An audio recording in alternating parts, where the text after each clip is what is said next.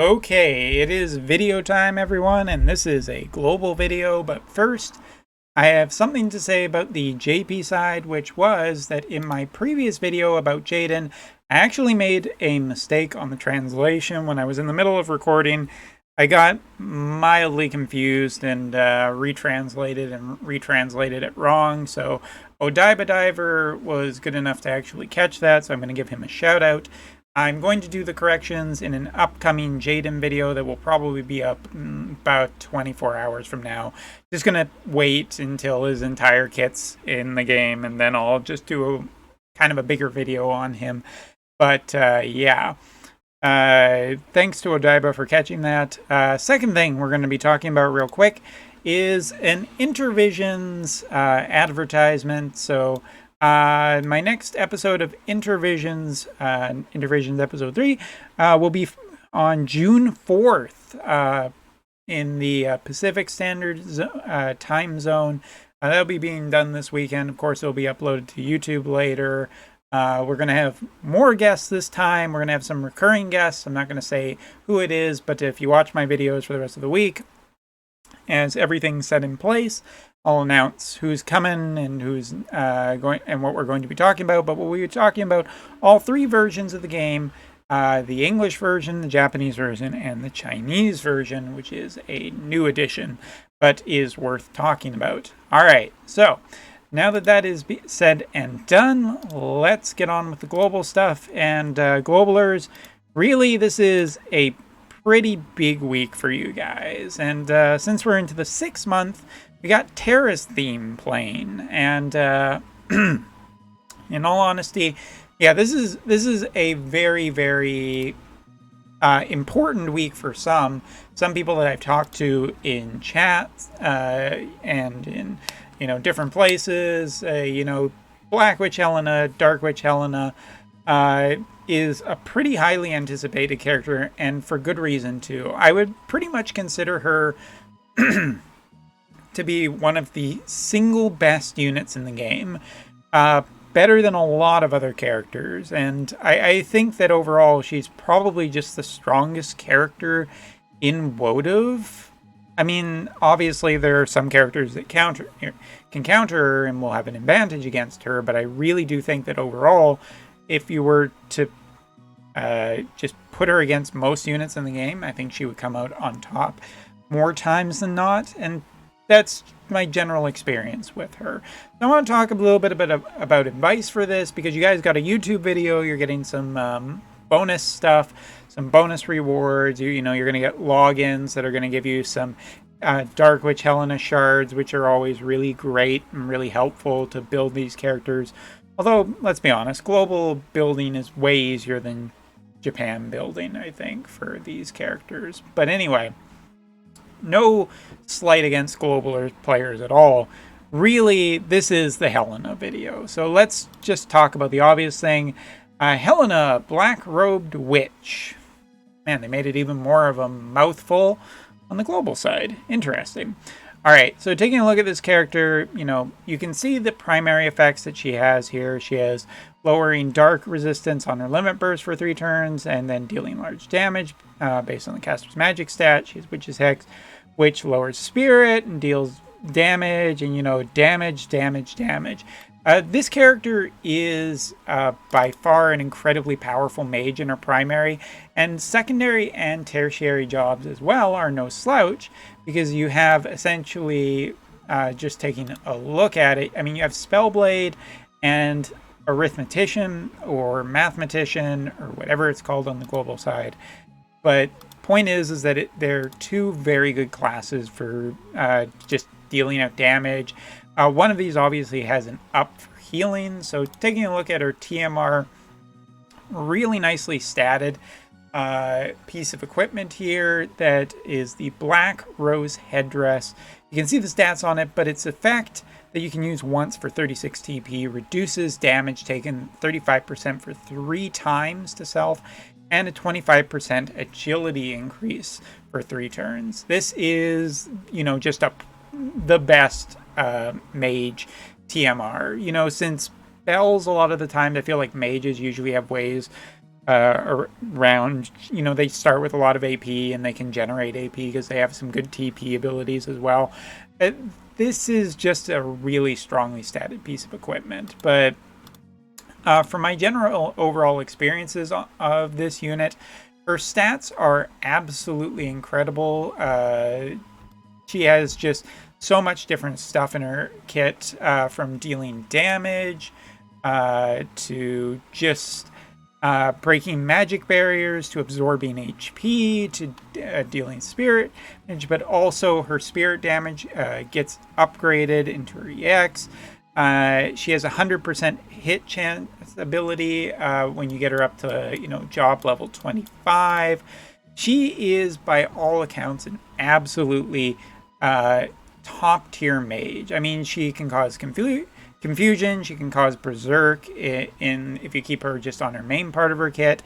Spellblade has, you know, light killer in it and has chance of being targeted and just more light killer, and she can also potentially cast poison on an enemy, and she can increase her own magic resistance. But Arithmetician is the other one, and you know, anyone who's used Eldira or Eldira, depending on your pronunciation and how you read it, I guess, she's just an insane character. I mean, she has access to just so many abilities. Like most people have probably had experience with these types of damage abilities, which are instant cast and can either provide healing or damage to the opponent, and can even have benefits for whether, you know, the target is a multiple of 2 or a multiple 3, which makes them useful in multiple pieces of content. But yeah, this character I've just had such a good experience with over just how long I've been using this character. We'll even take a look at what her stats currently look like. I think this is the best iteration that I have of her. As you can see, this is with this current equipment, which is not necessarily her best equipment, but it is what I am running, just because this is an all mage party and I kind of like having the Esper boost here. But you know, if I really wanted to tune her to the max, I would, you know, change some vision cards off of other characters and whatnot and put her on her. But doesn't matter. She's just really good. She has high speed. She has really good HP. She has an incredibly high magic stat. You know, this character is just really, really strong. Getting into not that, but this, taking a look at her resistances, she's particularly great against other mages. She's kind of just a natural counter, but she, as you can see, you can also get just a, you know, good amount of sword resistance. She fights particularly well against a lot of different enemies out there. And yeah, just trying to think what else I need to say. Limit Burst is, you know, 40% dark resistance removal against, you know, opponents, and it's a large AoE ability. Like, there's just so many things to say about this character and just how good she is. And to that extent, like, I don't really want to talk anymore about just how good of a character she is, because I think at this point everyone knows about her. One thing I do want to talk about is just the fact of how good she actually is, even at lower levels, because a lot of people out there are going to think, oh, you know, an expensive unit, 100 cost unit, it's going to be hard to get her, and then I need to get shards, and I don't have enough resources. For me, I actually got her relatively early, but not incredibly early from what I remember. One of the things that I do remember specifically was that, you know, I was only ever able to really get her up to level 89, and that was good enough. She really does have, you know, over 1,000 magic. She can compete against a lot of the current mages on the global side. She has an incredible kit that is just so good even before its EX. And that's one of the things that I really wanted to say in this video, was just, you don't need to get this character to 99. You don't even really need to get, you don't need to EX her. That doesn't need to be a priority. She is, as a 100 cost unit, still very good even up to level 89, which is quite achievable nowadays with the different systems that have been put in place in the game. Now, of course, some people are waiting for FF7 in specific units, and for some people who are waiting for other specific units, you know, you're probably wondering, you know, am I screwed if you don't get this unit? No, but I do think that she is just one of the more powerful characters, and she still is one of the more powerful characters. You know, I talk about the units I see a lot in higher Guild War, the units I see in a lot in Arena. And of course you have your Ruin Sterns and your UR Monts, but this is a character that you just see a lot in PvP in the future. So if you want to stay competitive, I think trying for this character now while she is on even maybe a slight uprate is absolutely worth your time and effort. She's, for anyone with a, you know, a mage focused account, getting this character now, getting started on building her, just, you know, slowly farming her shards over even a long period of time, you will get a incredible return for your investments. The only way I can put this is essentially if you put Aldera and, you know, I don't know, an incredibly just any incredible mage like Yuna, just together, and that's essentially Black Witch, you know, this version of Helena. Also, just to note, her unique counter is counters all damage and gives herself a 15% AP recovery for herself, and she is in the strongest element in the game, and we know that because even on the JP side recently, they admitted it, so that's quite a telling tale.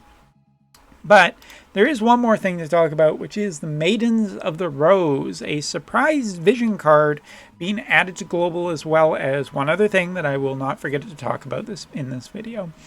But anyway, Maidens of the Rose party ability activation requirements up, dark type units, luck up, slash attack, resistance, piercing rate up, and dexterity up when at max level.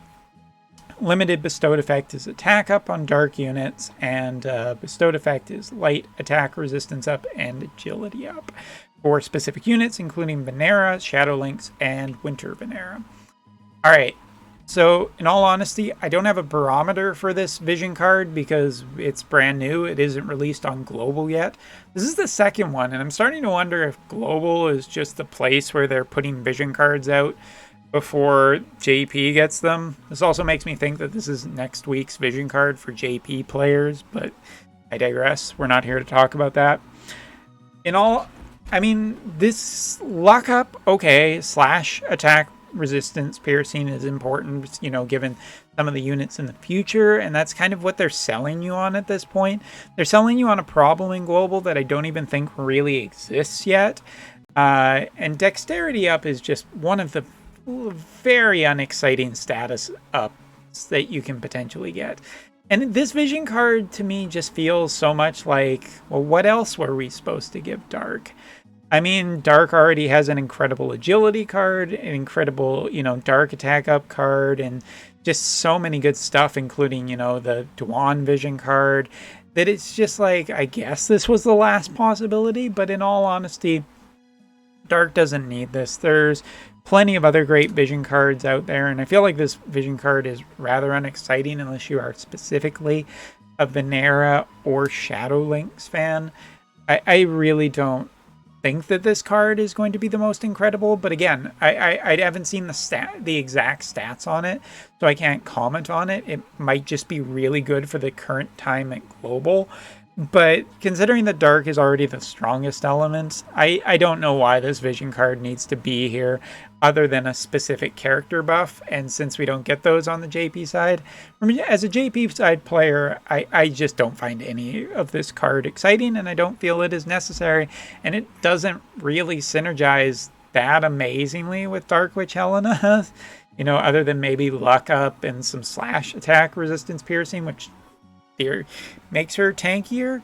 But yeah, I just don't think that this is that amazing. So moving on.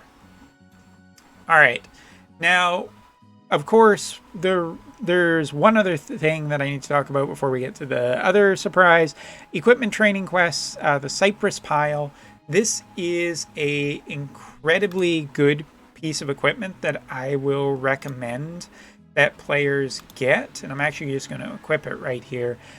just so you can see it, the piece of equipment that I am talking about. But it is just a really, really, really, really good weapon.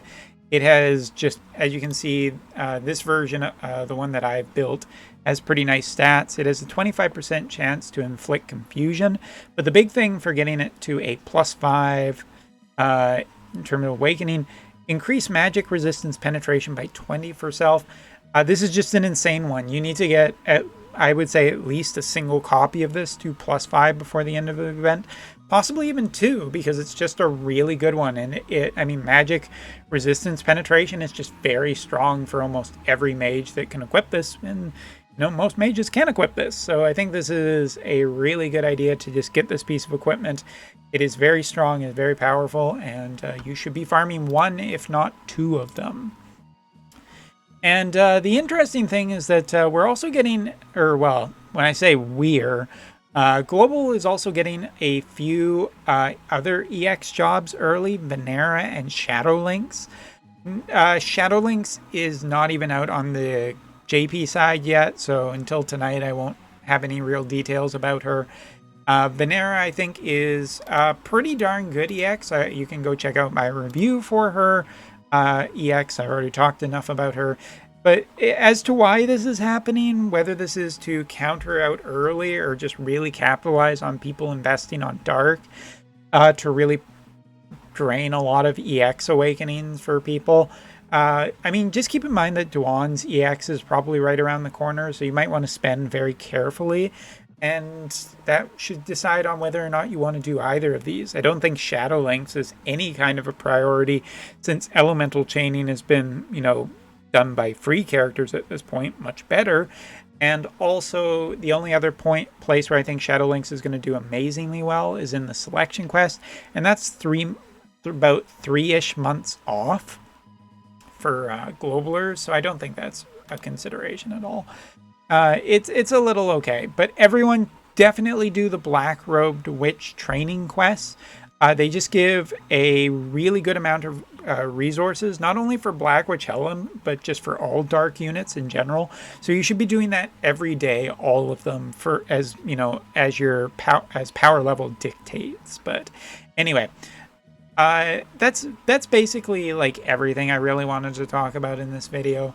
I'm not entirely sure whether they're just trying to capitalize on, you know, people's, you know, whatever current element is just really popular for the week by rushing EXs out earlier. It does create a little bit of a different situation from what JP is, and it does give units a little bit of time to shine. But in all honesty, Black Witch Helena is just so head and shoulders above a lot of the competition right now, and I think most players, and definitely mage-focused accounts, should really try and get her. You won't be disappointed, is my general opinion, and you don't need to get her to 99 or EX 120 max unless you're a super whale or even a whale. I just don't think it's worth it. Just slow build her, get her to 89. She's plenty good enough at that level once you've unlocked the TMR slot, and 99 in the future won't be that difficult, considering that there are, you know, other chances to get copies of her and shards of her from other different stuff. So I don't think that's really necessary to rush, unless you're a super whale and like highly competitive. And God, there was probably one other thing, but that's basically it, I think.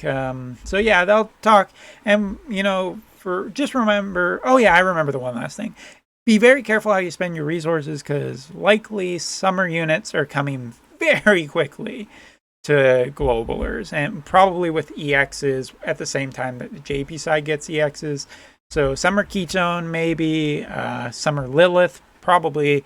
Those are definitely coming this year, and they should be competitive at least. So, you know, FF7 and all that stuff in the future. Careful. Oh, and, you know, Warrior of Light, blah, blah, blah, blah, blah. Anyway, that's all for this video. Take care. See you next time.